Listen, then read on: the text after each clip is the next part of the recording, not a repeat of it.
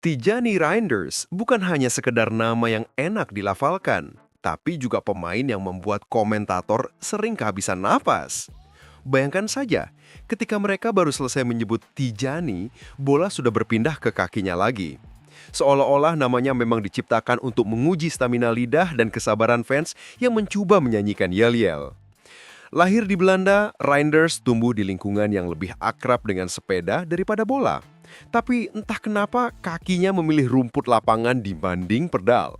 Dari kecil ia sudah terlihat seperti anak yang tidak betah diam.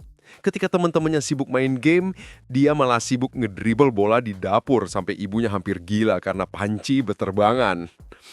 Karirnya mulai menanjak ketika ia menembus AZ Alkmaar. Di klub itu, ia bukan hanya jadi motor tenah, tapi juga semacam mesin cuci serbaguna.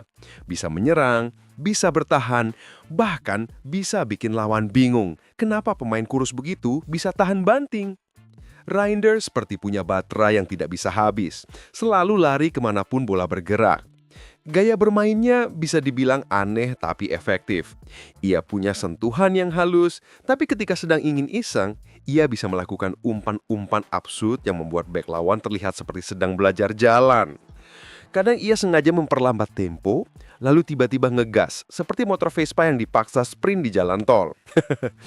Pindah ke AC Milan adalah momen yang bikin banyak orang menggaruk kepala. Siapa dia? Tanya fans yang lebih akrab dengan nama-nama klasik. Tapi begitu melihatnya main, jawaban langsung muncul. Dia adalah orang yang membuat lini tengah Milan tidak kelihatan lesu.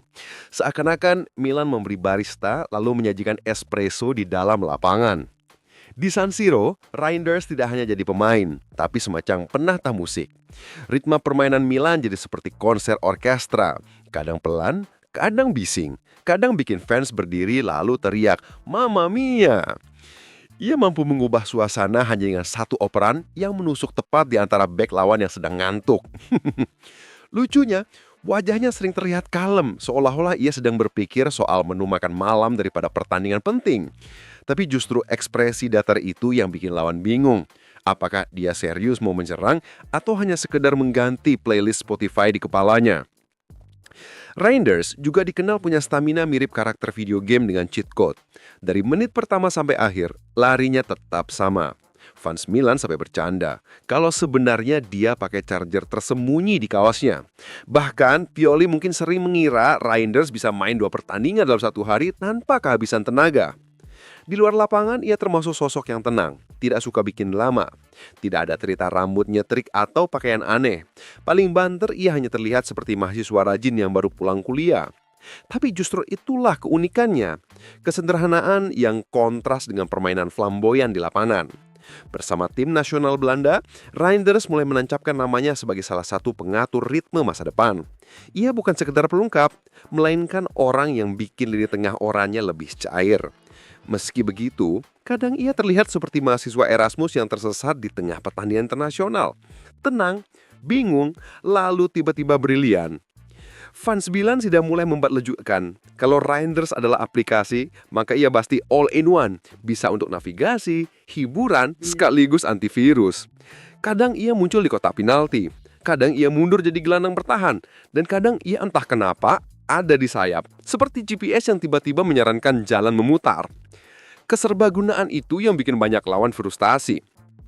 Bagaimana caranya menghentikan orang yang selalu muncul di tempat yang tidak terduga? Bek lawan sering terlihat seperti turus kebingungan di terminal bus. Sementara Reinders sudah naik ke bus berikutnya dengan santai. Yang menarik, Reinders tidak pernah terlihat panik. Bahkan ketika Milan ditekan habis-habisan, ia masih punya aura zen seperti biksu di pegunungan. Opernya tetap tenang, dribblenya tetap rapi. Seakan-akan ia percaya hidup ini tidak perlu terburu-buru, bahkan di menit ke-90. Momen-momen kecil yang ia lakukan sering jadi highlight absurd. Misalnya umpan tumit tanpa alasan logis, atau fake pass yang membuat lawan jatuh sendiri. Fans Milan bilang, menonton Reinders seperti menonton komedi situasi. Kadang serius, kadang kocak, tapi selalu menghibur. Meski belum sepopuler legenda-legenda Milan, ia sudah mulai membangun status kultus. Anak-anak muda mulai memanggilnya dengan nama panggilan yang tidak jelas. Sementara di Twitter, highlight videonya dibumbui musik dramatis, seolah-olah dia adalah pahlawan anime yang baru masuk episode penting. Banyak yang membandingkannya dengan maestro-maestro lama. Tapi Reinders justru seolah menulis gaya barunya sendiri. Ia bukan sekedar box-to-box goals, bukan sekedar playmaker, tapi gabungan dari banyak hal yang sulit dijelaskan. Saking sulitnya, komentator kadang hanya bilang, "Ya, itu Reinders."